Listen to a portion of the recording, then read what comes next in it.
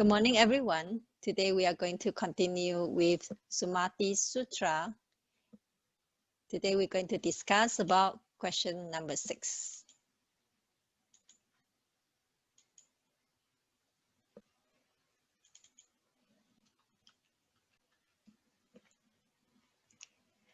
Before I start with Sumati's questions, I'm going to review the last 5 questions. The first 3 questions were regarding mundane issues like having upright features, wealth, fame, and harmonious family. The 4th and 5th questions are regarding after death issues, particularly what are the criteria to be reborn in the Western Pure Land of utmost bliss? How can one roam around different Buddha's land? This week, we're going to talk about back to earth. We're not going to talk about Pure Land anymore. We're going to cover staying connected with virtuous friend and overcoming jealousy and slander.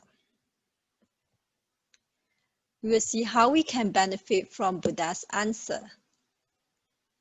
Now let's see what's today's questions from Sumati. How can one be free from resentment and enmity?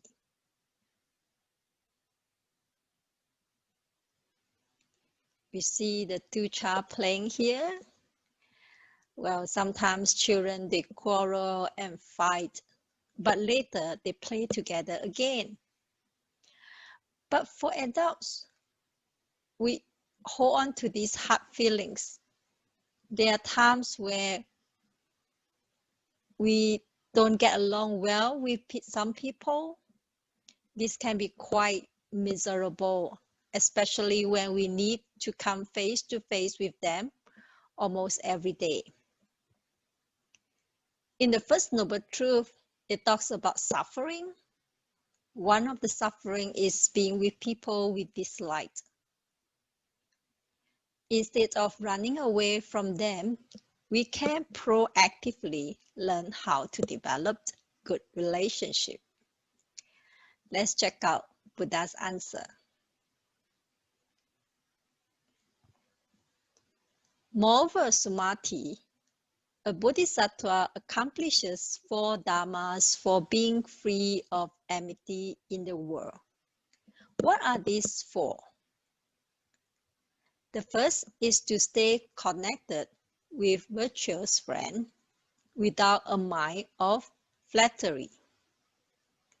The second is to not have a mind of jealousy regarding other excellence in the Dharma.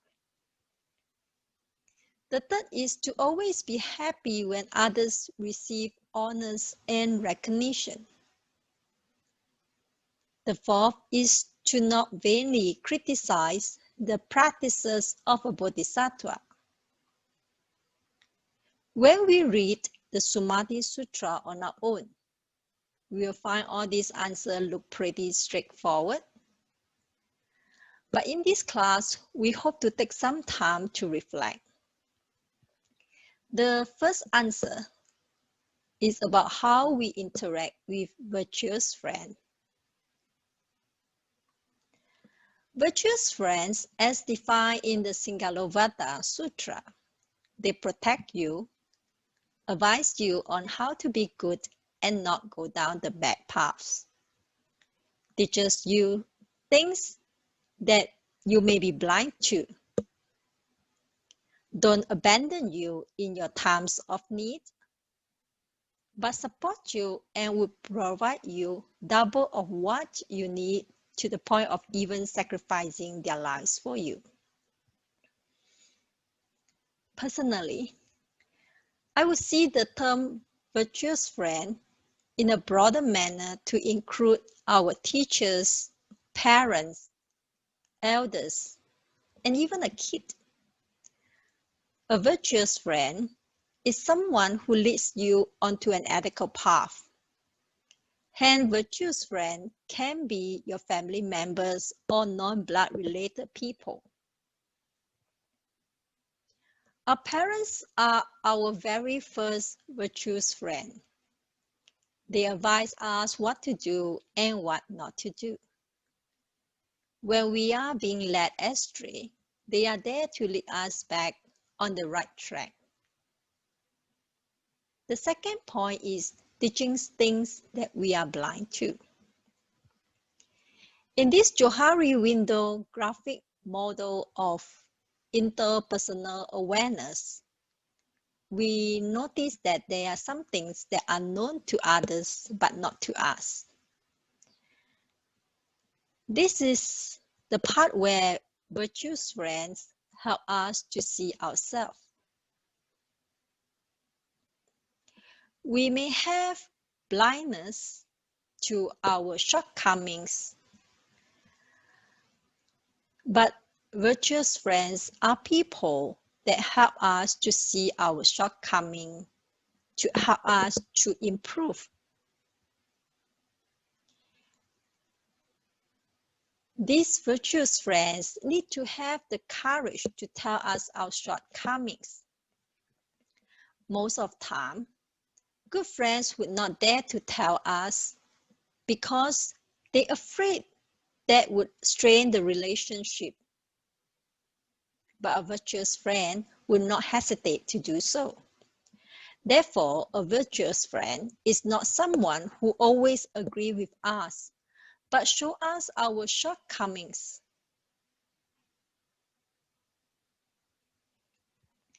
The third one is they would not abandon us in times of need. This is really difficult. You hardly can find these kind of friends because when you're in troubles, they will start to keep away from you. Or they may have their personal priorities, their own commitments, their own lifestyle. They are unable to give up their personal time or money to help us. The last point is support you and will provide you double of what you need to the point of even sacrificing their lives for you. I think for number 3 and 4 type of friends are usually our parents. They will always be there when we need their helps and will double what you need to the point of even sacrificing their lives for you.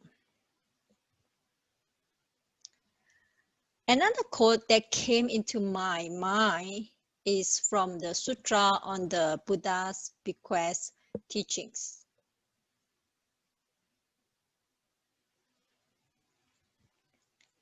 A mind full of flattery is contrary to the way of Dharma. Therefore, you should have a straightforward mind.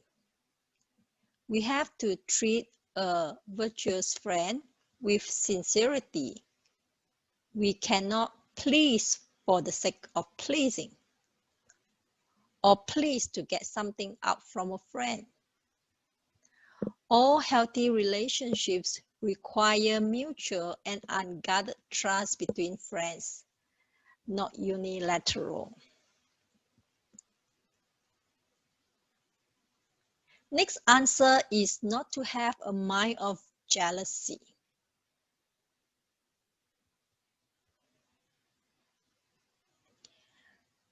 Regarding other excellence in the Dharma, I think this not only includes excellence in Dharma, but also excellence in other aspects. Jealousy is another form of anger. When we are jealous, we hurt ourselves and others. Jealousy is defined as a resentment towards others because they possess something you think belongs to you. It is often accompanied by possessiveness, insecurity, and a sense of betrayal. Jealousy is incredibly destructive when it gets out of control. In some companies, you can sense competitions among colleagues as the promotions month draws nearer. Your supervisor will need to recommend someone for promotion. Then when the promotion name list comes out, you aren't in the list. Well, I'm the hardworking one. But why is it that he or she who is not hardworking get it? Jealousy creep in? Or it may be working in a team project. Whenever someone comes up with a new idea, you will find that lousy because deep inside you feel that you can do better than him or her. And as such, these suggestions are not as good. I believe some of you might have encountered such people before. They object for the sake of objection. But this kind of jealousy usually go unnoticed within us.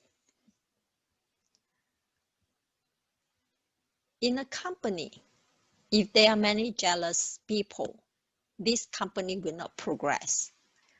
For employers out there, you have to look out for such employees and guide them so that they learn to appreciate others' suggestions, others' ideas, and learn how to work with differences. The company then can grow together. Similarly, in a family, we can cut down siblings' rivalry. Children are competing for parents' love, but I believe all parents know that we couldn't give 100% fair treatment. But it is possible to make every child to feel that whenever you are with them, you give them all the devotion, the recognition, and love. Then if you are a school teacher, this is again the same issue. How you make your student feel the same way. Hence, be it employees, children, students, etc. When they are being recognized, then the feelings of jealousy will start to subside. Working on jealousy is on both ends. On one end is the person itself who is developing this jealousy. On the other hand, is the person who is being sought after for attention. For example, in the 4 foundation of mindfulness, this is one of the examples whereby you can understand people's feelings. You first developing understanding your own feelings, and then when you reach a much advanced stage, you meditate on others' feelings. Then back to yourself again and others. This is one of the practice in the 4 foundation of mindfulness. To rectify our relationship, first look at our needs, and then look at needs of our employees, children, siblings, etc. We can try to reconcile the differences, reduce conflicts, and develop a better relationship. Our ability to celebrate and affirm another brilliance, ambition, wealth, and success is exactly correlated to how much we are honoring and standing with our own. Sometimes we feel the grass is greener on the other side of the fence. Recently, I had a conversation with some devotees talking about swimming pool. Swimming pool within a house is very common in South Africa. But for those of you who are online from Singapore, you will know that having a swimming pool in the house is a luxury. Not many people can afford it in Singapore. But these devotees in South Africa told me that they hardly use it. They swim less than 10 times in a year and is thinking to turn it into a lotus pond or even a car park. So we might think that, wow, it's so nice to have a swimming pool. But when you really have one, you may think otherwise. You might then think it is a waste of money to maintain the swimming pool at home. We always think that the grass is greener on the other side of the fence. Go to the other side. And you'll find that you need to put in effort to maintain it green. There's no free lunch. When we feel the jealousy grow within us, maybe we need to see. We really need to move over to the other side of the fence. So there are a lot of things that we need to face. Not only jealousy, but we can slowly cut out everything. Not having is the best state to have. Venerable Master Hsing once said, I don't think poor or rich should be defined by how much money one has. People with money are not necessarily rich. Some suffer from moral bankruptcy. In my opinion, the world is filled with poor people with money. How so? Because they are not willing to think about others. Some people, even though they are without money, they often help others. These people are rich. His personal philosophy is, not having is the best state to have. And cultivating a big heart is the way to have lasting inner joy.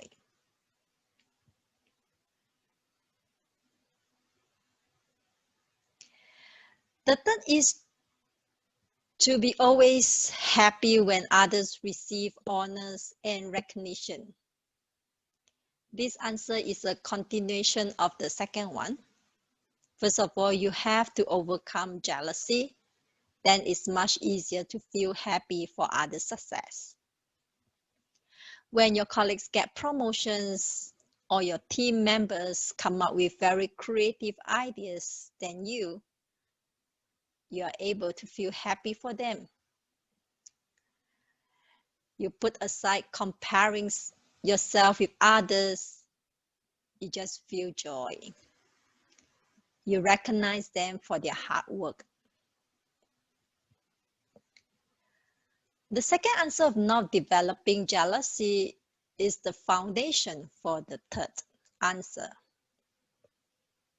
We're jealous about things that are never ours, but we get attached to things that we don't have, and therefore we acquire unhappiness. What shall we do? We can practice sympathetic joy of the four immeasurable minds so as to be happy when others receive honors and recognition. Sympathetic joy is the pleasure that comes from delighting in others' well-being. What is the four immeasurable minds? It's a form of meditation practice.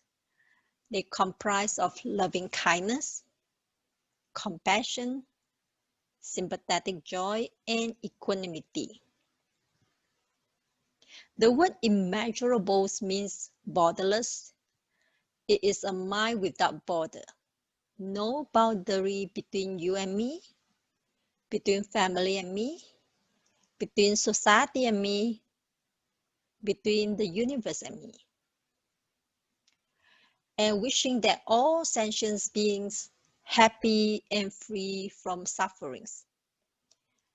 They are called immeasurables because if you practice this type of meditation, you will grow every day until you embrace the whole world. You will become happier.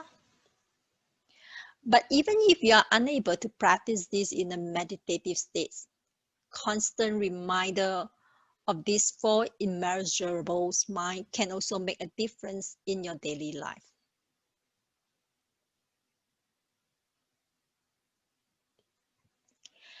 Immeasurable minds of loving kindness. Loving kindness means wishing everyone would be happy. Ordinary people only think about personal happiness or happiness for their families. But for a person who practices the immeasurable minds of loving kindness,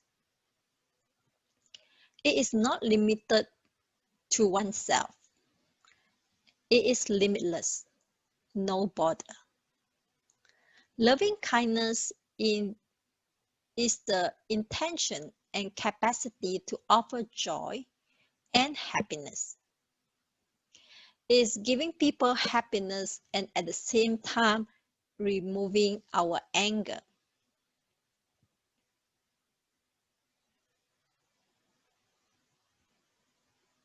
We need to develop this capacity through practice, looking and listening deeply so that we know what to do and what not to do to make others happy. If you offer your beloved something that he or she does not need it, that is not loving kindness. You have to see their real situation, or what you offer might turn up to make them unhappy. This idea of giving, I mentioned in the class on Dana Paramita, and I'm not going to elaborate here.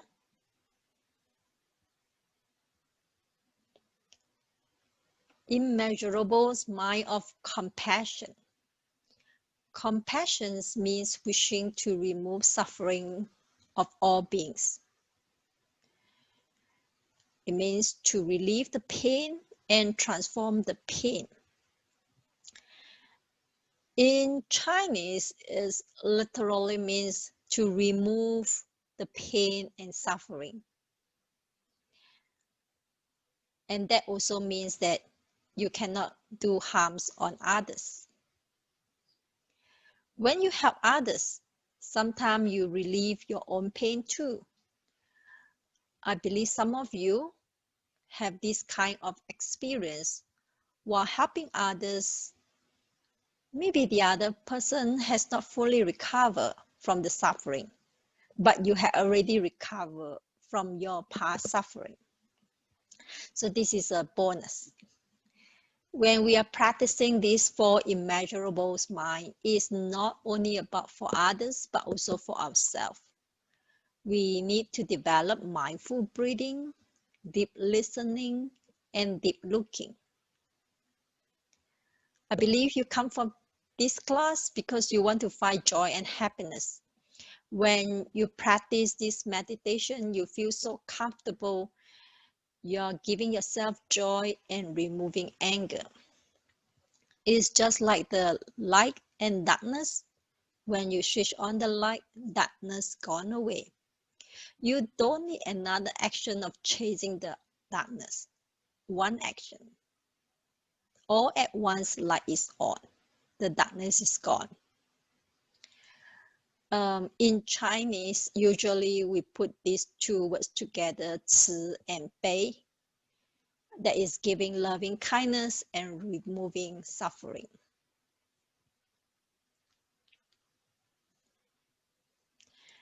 Immeasurable minds of sympathetic joy. Sympathetic joy means feeling joyful for others' happiness. Sometimes it is called altruistic joy. It's the joy of the mind. This joy is not physical, like I give you something, you feel very happy. But this is joy in the mind. For example, when spring comes and then you feel, oh, it's so nice, the weather is warm. You appreciate spring. It's something in the mind, but not that you possess spring. You have time to go online to listen to Dharma, This is also a kind of joy in the mind. You appreciate that you still have this time to listen. Some other people out there may be worrying about their job during this COVID-19. They couldn't calm their mind to listen to the Dharma. Delving in mindfulness, we can get in touch with all these very small little joys that we are not usually aware.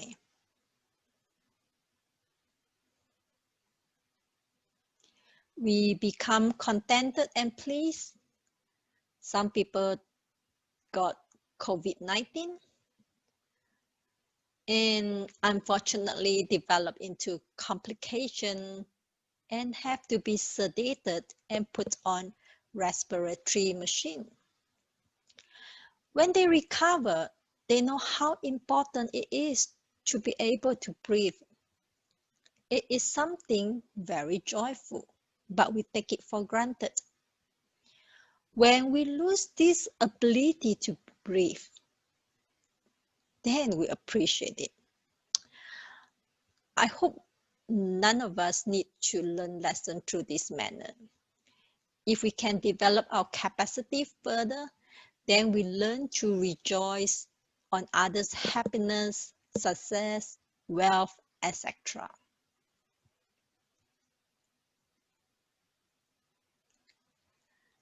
Immeasurable mind of equanimity. Equanimity means to letting go of attachment. Example, renouncing wrong views, of discriminating between friends and foes, and therefore practice equality. It is about non-attachment, non-discrimination, and letting go. Once you go through these first three practices, then you're able to reach the final stage of no discrimination, no attachment in your mind. It is at this state that you could feel a sense of equanimity. You don't need external factors to provide you with this kind of peace and joy. It's within you. Nobody can take away. And it is endless. You have all this joy. Now, coming back to the question again. The fourth answer is not to vainly criticize the practice of a bodhisattva. Criticizing the practice of a bodhisattva do us no good.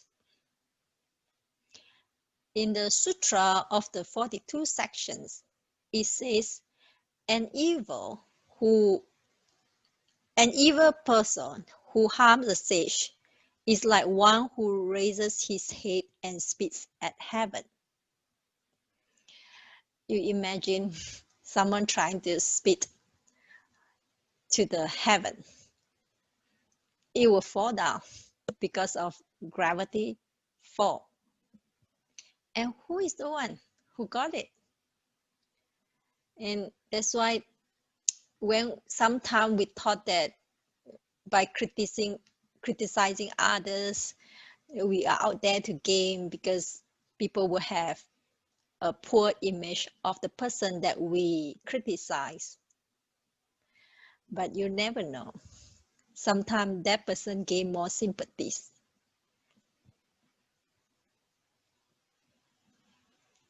And then now let's see the answer from the Buddha.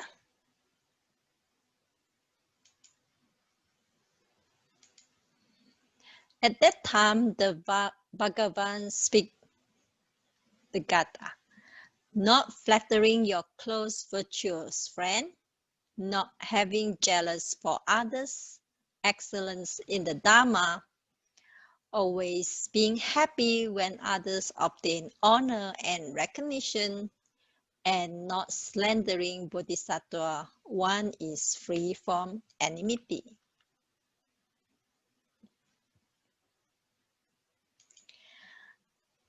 Any questions for today?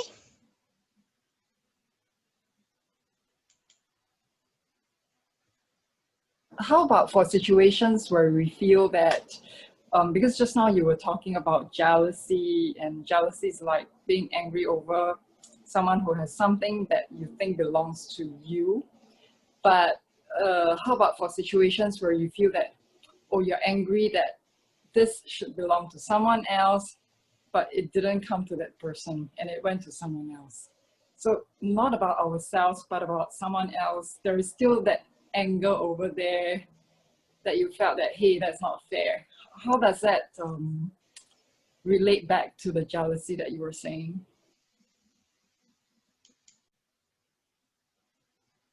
If you look at the fourth point of the four immeasurable minds, it mentioned about the non-discriminative mind. We sometimes discriminate between this person should deserve it and that the other person shouldn't deserve it. And yes, we may think that we are not jealous because it is between two other person. It got nothing to do with me. But we can look from a different perspective. For example, sometimes there are certain characteristics that you have is similar to the one who didn't get the promotion, for example. And you can identify with him or her. We may think that we are being the goody guy to defend for someone deserving. But you never know. We are also defending for ourselves. I don't mean that this is correct for all cases. It might be true for some cases. But we have to be extra careful not to be fooled by ourselves. Sometimes that person is really lazy and have not been doing anything, yet he got promoted, and we might feel that this is so unfair. Then this time, maybe you can apply the Dharma of dependent origination. We learn about many Buddhism concepts, but how often do we use it? It's like a doctor. You have a lot of medicine in the dispensary, but have been placing them for some time and forgotten about their existence and didn't use it. One day we go to the dispensary to open up all the cupboards and found, oh, there is some very good medicine that can give to a patient. It might not be a jealousy issues of yours. You can look at the causes and conditions. All conditions arise for certain reasons. For some reasons, maybe this person who got promoted has a very good relationship with the boss, or for certain skills that the boss value. As an employee, we look at things from our perspective, but it may not be the same from an employer point of view. He or she might look it from different angle. When we look from causes and conditions, probably we could gain some insight from it.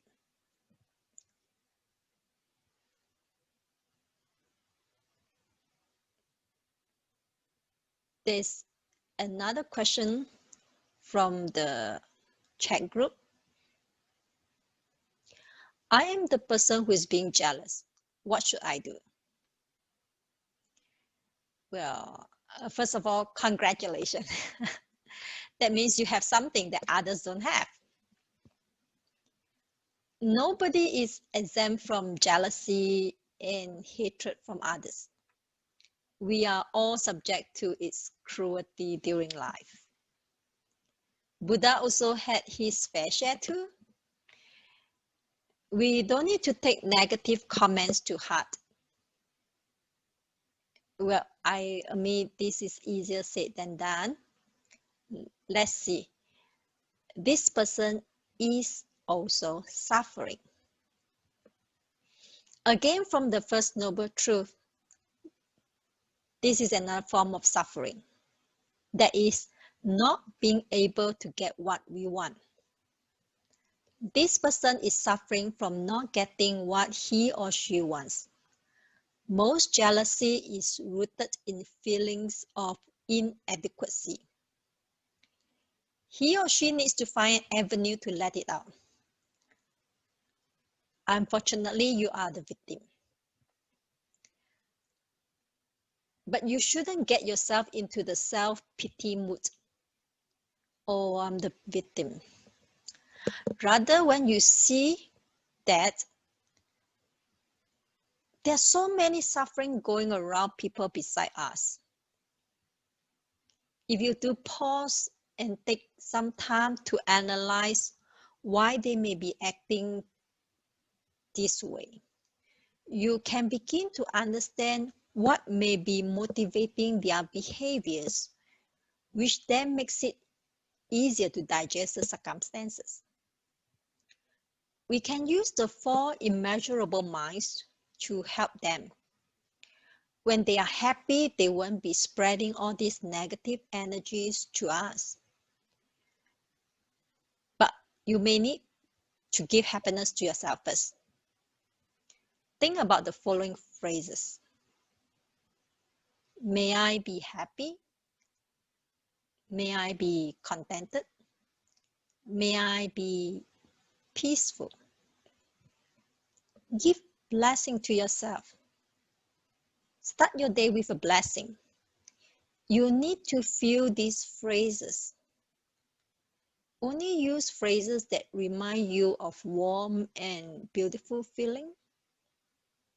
Phrases are not the objects. They are just to go along with this beautiful feeling. This feeling of loving kindness. Start with yourself, then to someone you love, but of the same sex. Gradually expand to other people. You can add someone that is close to you. For example, your family members. May my family members be happy. May my family members be contented. May my families be peaceful. Then you move on, keep on expanding to friends or colleagues. Okay, I hope that will be beneficial to you. We will cover questions 7 and 8 next week. See you then. Goodbye.